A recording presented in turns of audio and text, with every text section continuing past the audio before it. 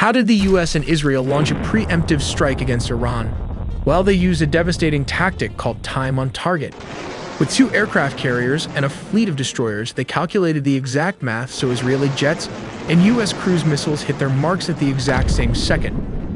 Israel's main goal is assassinating Khamenei and the top leadership, while the US pounded military targets and other high-value industry. But why did Iranian air defenses fail to activate? Because the US fights with a different kind of technology using electronic warfare from space, sea, and air. They completely blinded the Iranian radar just as destroyers launched a swarm of cruise missiles to wipe out the anti-air systems. But wait, the war is still not over. Iran still has thousands of ballistic missiles and drones, so they hit American and Middle East allied bases, and right now, almost everyone is an open target. On February 28, 2026, the United States and Israel launched a major coordinated military offensive against Iran. Israeli officials have called their offensive Operation Roar of the Lion, while the US operation has been referred to as Operation Epic Fury. The message behind the Israel and US strike was clear. This wasn't just a show of force. This was a targeted move to assassinate the supreme leader of Iran. As stated, this wasn't just a random military strike.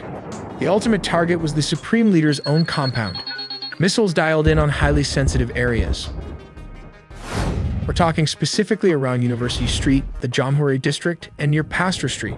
If you know the layout of Tehran, you know exactly what this means. This zone isn't just another neighborhood. It is the absolute nerve center of the Iranian government. It houses the primary, day-to-day offices of Ayatollah Ali Khamenei. But here's the catch. The IDF says they got him. An Iranian military says Khamenei was not inside his offices when the missiles actually made an impact. The strike may have leveled the compound, but the target slipped away. And right now, the entire region is holding its breath waiting to see what happens next. But reports says Israel says Khamenei's body has been found and he is confirmed dead. Listen, that first wave? It didn't hold back, not even a little. We're talking about a perfectly synchronized, overwhelming assault. The entire goal was to blind and cripple the regime all at once. First, they hit Karaj, just completely ripping through their critical industrial and aerospace hubs. Then, Tehran, the capital, rocked. Any illusion of safety they had was just completely shattered. They didn't stop there. They struck Qom, sending absolute shockwaves right through the ideological heart of the country. And if you follow this stuff, you know exactly how heavily fortified that area is. Over in the west, missiles literally rained down on Kermanshah. They neutralized those launch sites before the operators could even think about powering up their radars. And then there's Isfahan, the absolute crown jewel of their nuclear and drone programs. Heavily defended, didn't matter, it just lit up the night sky.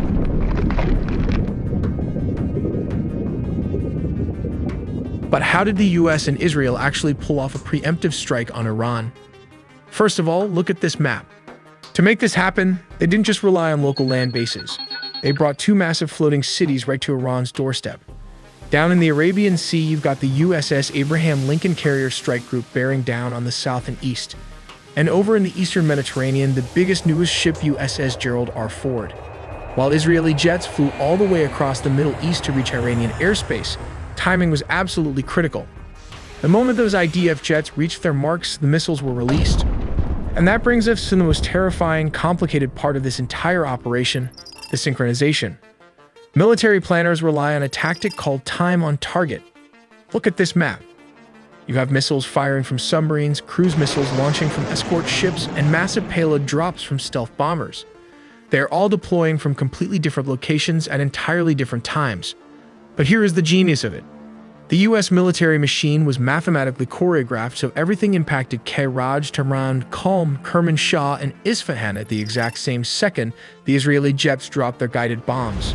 It was designed to be a total systemic shock and explodes at the same time. A move to collapse the regime instantly. When those munitions finally hit, it was pure shock and awe. But why did the Iranian air defenses fail to activate? Well, to put it simply, the US military operates in a completely different league. Using a highly advanced mix of electronic warfare and cyber operations, coordinated from space to the ground, the coalition was able to inject false data directly into Iranian radar screens. Top-tier Iranian air defense systems like their homegrown Baver and their Russian-supplied batteries were absolutely overwhelmed by this electronic assault. But to actually hunt them down, the US set a brilliant trap. They launched hundreds of ABM-160 MALDs, miniature air-launched decoys. To a panicked Iranian radar operator staring at a chaotic screen, these tiny drones look exactly like a massive squadron of F-15s or F-16s screaming toward the capital. With the door kicked wide open, fifth-generation stealth fighters, including both US and Israeli F-35s with possible F-22 Raptors, sliced through the airspace completely undetected. Ultimately, the Iranian air defense network wasn't just suppressed, it was completely dismantled, at least for the time period. Because the Iranian do have a huge firepower. Tehran has fired back. In Operation Truthful Promise 4, a massive wave of missiles and drones just targeted US bases in Israel. Here's the fallout. The UAE's Al Dhafar air base was hit, leaving one dead from shrapnel. In Bahrain, the US Navy's 5th Fleet HQ was directly targeted. Qatar's air defenses successfully wiped out incoming missiles, while Kuwait locked down its entire airspace under heavy fire. Meanwhile, nationwide sirens are blasting across Israel, with massive mid-air interceptions lighting up the skies over Tel Aviv and Jerusalem. If you don't want your phone and emails to get compromised like that, you should get this military-grade VPN. Think of Surfshark VPN as your frontline defense. It scans and detects threats, alerting you to thousands of dangerous emails. You can use this web content blocker. All you do is enter the phone's information, pick the types of websites you'd like to block, and then save it. That's it. Your children is protected from any inappropriate or dangerous content. Beyond that, it includes a robust antivirus software to shield your devices from viruses, malware, and tracking by ads, bots, or third parties. Finally, with Surfshark VPN, a single subscription covers not just you, but also your friends or even your entire city if you wanted. Go to our link surfshark.com/Aitelly. By buying through the promo link, you will get 4 extra months free, assured by a 30-day money-back guarantee. But how did Israel manage to fly all the way to Iran? At 9 in the morning, Israel launched more than a dozen aircraft, but it's a complicated process. They have to navigate or entirely bypass the airspace of neighboring countries like Syria and Iraq. To avoid hostile air defenses, defense analysts estimate the actual flight distance to reach central Iran is between 930 and 1,240 miles each way. Although these routes may seem straightforward, they involve complex planning, including calculations for air refueling and coordinating attack aircraft to pass through Jordan, Syria, and Iraq. Israel and US strategy was to attack Iran in 3 waves. The first wave targeted surface air-to-air sites, radar installations, and Iran's air defense headquarters in Tehran, Elam, and Khuzestan. The second wave focused on destroying ballistic missiles, and finally, the third wave targeted military manufacturing industries. Kicking down the door. The attack begins not with manned aircraft, but with robotic precision from the sea. The goal is simple: blind the enemy's eyes, their radars, and silence their voice, their command and control. In the Persian Gulf and the Northern Arabian Sea, Arleigh Burke-class destroyers, ships like the USS Thomas Hudner, receive the launch order. The vertical launch system cells hiss open, and moments later, dozens of Tomahawk land attack missiles erupt from the decks. These missiles fly at subsonic speeds, hugging the terrain in what we call nap of the Earth flight to stay below the radar horizon. They are programmed to loiter and strike simultaneously. Their warheads slam into S-300 and S-400 radar sites and command bunkers. They degrade the integrated air defense system, effectively carving out safe corridors for the pilots who are minutes behind them. 30 minutes past each hour. While the Tomahawks are still impacting, the silver bullets of the US Air Force are already deep inside hostile airspace. These are the B-2 Spirit stealth bombers. With the air defense network fractured by Tomahawk cruise missiles, usually fired from destroyers hundreds of miles away, the path is now clear.